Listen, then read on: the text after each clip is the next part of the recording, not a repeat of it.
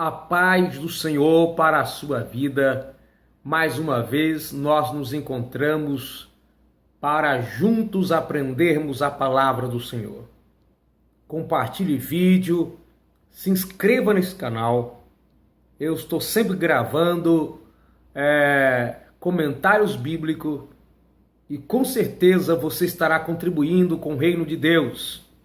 Já alcançamos cerca de 155 países através do canal PB Ailton Santana, Ministério Ampliando Fronteiras. Ailton Santana, Ministério Ampliando Fronteiras.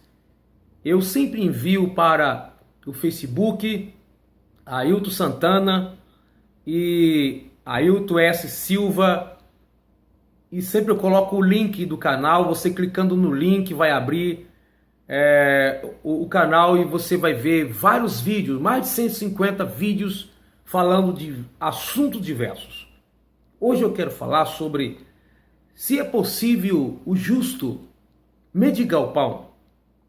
Porque o salmista Davi, em Salmo 37, versículo 5, ele fala que ele foi moço, agora estava velho, mas jamais viu um justo desamparado, nem sua descendência mendigar um pão. Entretanto, em Lucas capítulo 16, versículo 20, fala de um certo homem que mendigava. Um homem, aqui diz assim, o escritor, eu vou ler aqui uma nota que diz assim: Davi diz, jamais viu um justo desamparado, nem sua descendência mendigar o pão. Mas, obviamente, isso não é verdade. Muitos milhares que passam fome no mundo hoje são cristãos. Isso é verdade? Até mesmo a Bíblia falou de um certo mendigo chamado Lázaro, que comia migalhas que caía da mesa do rico. E esse Lázaro, ele era justo. Foi levado para o seio de Abraão, enquanto que o rico perdeu a salvação. A salvação ou a perdição aqui não está ligado a ser rico ou a salvação a ser pobre. Mas é um contraste de uns que estavam vivendo bem nessa vida e na vida posterior, ou no futuro, após a morte, vivendo ao contrário, vida de sofrimento, como aquele que vivia em sofrimento aqui, depois da morte vai viver uma vida de tranquilidade. Mas o Lázaro, ele era pobre, ele era mendigo, passava necessidade. Alguém pode dizer, mas isso é uma parábola. Na realidade, é uma história real, porque parábola não tem nome de pessoas. Algumas Bíblias, ou melhor, a Bíblia Revista e Corrigida, uma das suas edições, é que coloca como parábola do rico Lázaro. Mas João Ferreira de Almeida, mesmo quando ele fez a versão contemporânea e atualizada, ele já não colocou mais no título como parábola, mas sim como história. Então vamos lá. Nós devemos, vou ler aqui uma nota, várias coisas devemos ter em conta em relação à afirmação de Davi. Antes de mais nada, a rigor, esta não é uma declaração universal. É simplesmente o que Davi disse sobre a sua própria experiência. Ele começa dizendo, eu fui moço e já agora sou velho, porém jamais vi um justo desamparado, nem sua descendência mendigar o pão. Salmo 37, versículo 25. Segundo, ele não diz que o justo nunca passa fome, mas simplesmente que ele jamais viu o justo mendigar. Ele não diz que o justo não passaria, mas que ele nunca tinha visto na sua experiência no reino de Israel, principalmente cuidando assim do povo judeu. Há uma diferença. Terceiro, o contexto de sua afirmação era na economia judaica do Antigo Testamento, em que ninguém precisaria passar fome, uma vez que a lei permitia que o necessitado rebuscasse nos campos. As pessoas, quando faziam as colheitas no campo, era orientado a deixarem aquilo que caísse ou o restante que ficasse no pé de planta ou os cereais, ou aquilo que caísse, eles não buscassem e não colhesse tudo que tivesse ali naquele pé de fruta ou no pé de cereal, como assim podemos dizer, eles não tirassem tudo, deixassem um pouco que fosse para os desafortunados. Então assim, todo mundo teria o que comer. Aquele que era dono da plantação e aquele que vinha atrás pegando os restantes. Com esse sistema, geralmente não havia necessidade de mendigar o pão. Ele podia ser respingado de graça nos campos. Finalmente, como ocorre no livro de Provérbios, esta afirmação não é para ser tomada de forma universal, mas apenas como uma regra geral numa sociedade organizada de acordo com a lei de Deus, segundo o qual aqueles que vivem retamente em geral não terão necessidade de mendigar pão. Isso é o que deveria ser ou que deve ser numa sociedade organizada que age piamente de forma verdadeira, de forma correta. Nós podemos ler que o próprio apóstolo Paulo admitiu passar necessidade. Em Filipenses capítulo 4, versículo 12 diz assim: sei estar batido e sei também ser tem abundância. Em toda maneira, em todas as coisas estou instruído, tanto a ter fartura, como a ter fome, tanto ter abundância, como padecer necessidades. Então veja que o apóstolo Paulo diz que ele estava instruído, ele aprendeu a viver nessas circunstâncias, em que muitas pessoas vivendo hoje pensariam que estava em pecado ou falta de fé, por algum momento passar por necessidade. O apóstolo Paulo chega a falar em Romanos que nem a fome, nem a nudez, nem espada, nada dessa vida nos separará do amor de Deus que está em Cristo Jesus, dizendo que é possível o cristão passar fome, passar nudez, assim como ficar enfermo, assim como fazer algum projeto e aquele projeto dá errado. Em Eclesiastes diz que tudo que se sucede ao ímpio, sucede também ao justo.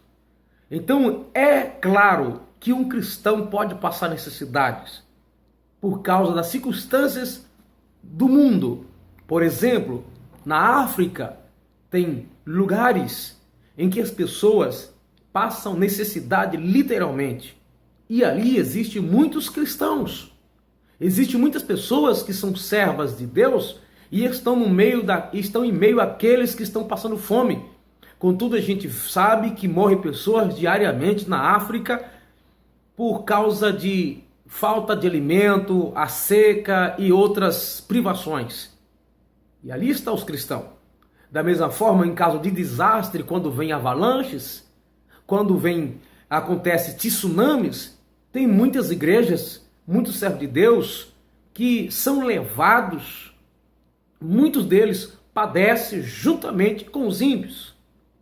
Então, é claro que nós devemos entender que em certas circunstâncias, todos nós estamos sujeitos a bala perdida, enfermidade, a câncer, a sofrimento, a desemprego, a passar por crise como aqui no Brasil, no momento, agora é 2016, nós estamos passando por uma crise, a igreja também, mesmo que estamos confiando em Deus, mas no sentido social, como ser humano, como cidadão terreno, passamos também pela crise.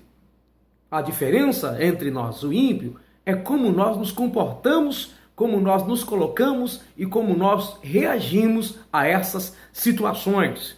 Enquanto o ímpio, ele pode, em momento de dificuldade, ele pode se desesperar, ele pode tirar a própria vida, ele pode blasfemar de Deus. Enquanto aos salvos, a Bíblia diz que tudo contribui para o bem daqueles que são chamados por Deus, daqueles que amam a Deus. Então, a questão é, a diferença é como nós vamos reagir.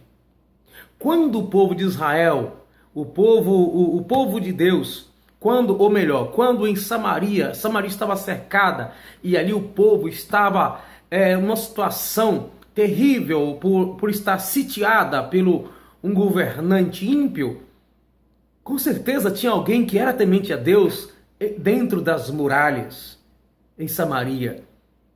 Mas eles todos estavam passando a mesma situação, a ponto de mulheres combinar entre si em uma comer o filho da outra num dia e depois pegar o filho da outra para se alimentar. Para chegar a essa situação é porque está mesmo passando fome. Paulo disse que passou por várias situações de fome, de nudez, de perseguição entre irmãos, em todas as áreas.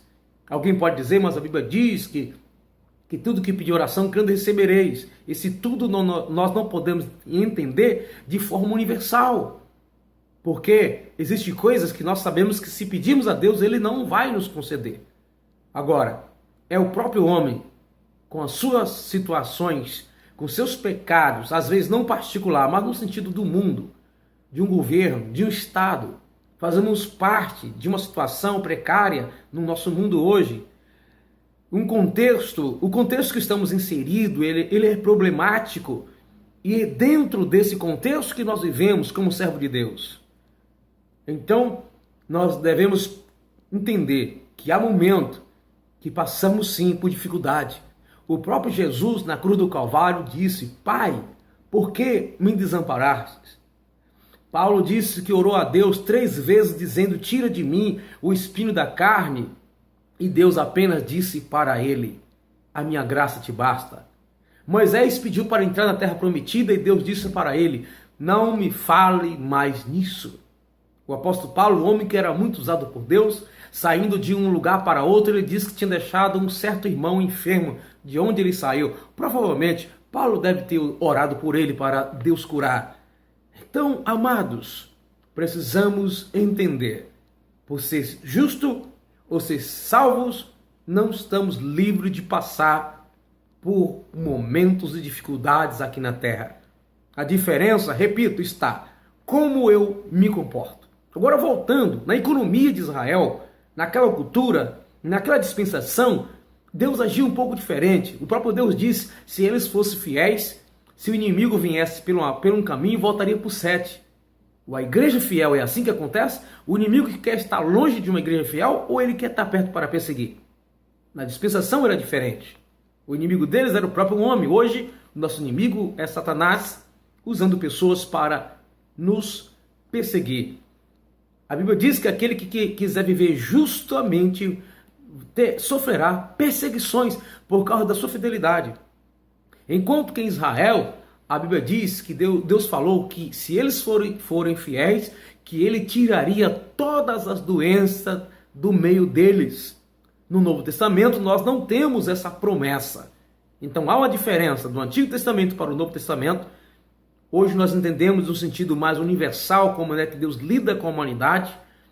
E sem contar que no Antigo Testamento está lidando diretamente com a nação judaica, um povo escolhido, não que nós não sejamos, mas Deus sempre tratou Israel de forma diferenciada, pois através dele, o evangelho deles, o povo de Israel, através desse povo, Deus propagou o evangelho, através dele veio Cristo, o Salvador do mundo.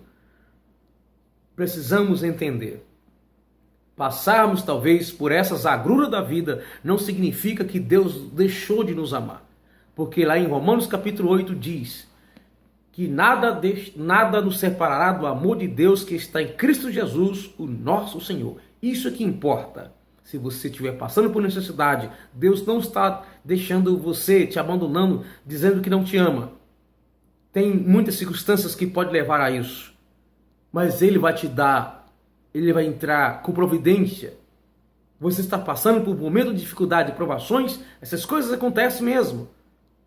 Mas o Senhor está com você.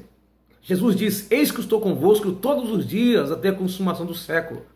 Ele diz que neste mundo teremos tribulações. E isso envolve todas as áreas. Mas que tivéssemos ânimo. Então, amados irmãos, nós que somos servos de Deus precisamos entender, por sermos fiéis, não estamos livres de passar necessidade, de passarmos até fome.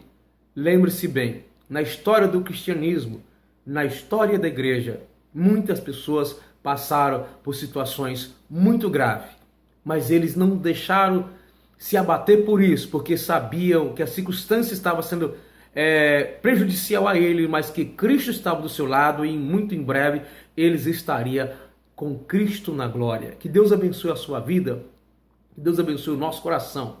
E não vamos viver uma vida perturbada, preocupada com prosperidade financeira e com riqueza. Deus pode fazer tudo isso. Mas a nossa vida não se constitui nos nossos bens materiais, mas na glória que há de ser revelada. Nenhuma tribulação dessa vida pode ser comparada com aquilo que Deus tem preparado para nós. Lembre-se bem, o que você está passando, vai chegar um dia que tudo isso vai cessar. O que importa é que Deus tem um mundo melhor para nós. Deus tem uma vida melhor para nós. Se não herdarmos ela aqui na terra, na glória, teremos ela em sua plenitude. Deus abençoe a sua vida. Não se preocupe, o Senhor está com você.